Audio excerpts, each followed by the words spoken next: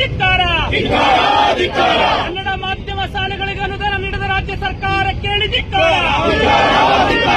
ಅಯ್ಯಯ್ಯೋ ಅಯ್ಯಯ್ಯೋ. ನಮ್ಮ ನಾಯಕರು ಅಟಲ್ ನಾಗರಾಜ್ ಅವರು, ಕನ್ನಡ ಸೇನೆಯ ರಾಜ್ಯಾಧ್ಯಕ್ಷರು, ನಮ್ಮ ನಾಯಕರು ಕುಮಾರಣ್ಣ ಅವರ ನೇತೃತ್ವದಲ್ಲಿ ಶಾಲೆ ಕಾಲೇಜು ಅನುದಾನಿತ ಶಾಲೆಯ ಶಿಕ್ಷಕರ ಪರವಾಗಿ ಬಂದಿರುವಂತಹ ಅಧ್ಯಕ್ಷರಾಗಿರುವಂತಹ ಶಿವಪ್ಪ ಅವರು, ರಾಜಶೇಖರಣ್ಣ, ನಮ್ಮ ಜಗದೀಶಣ್ಣ ಅವರೆಲ್ಲರೂ ಈ ಚಳವಳಿಗೆ ಬಂದಿದ್ದಾರೆ.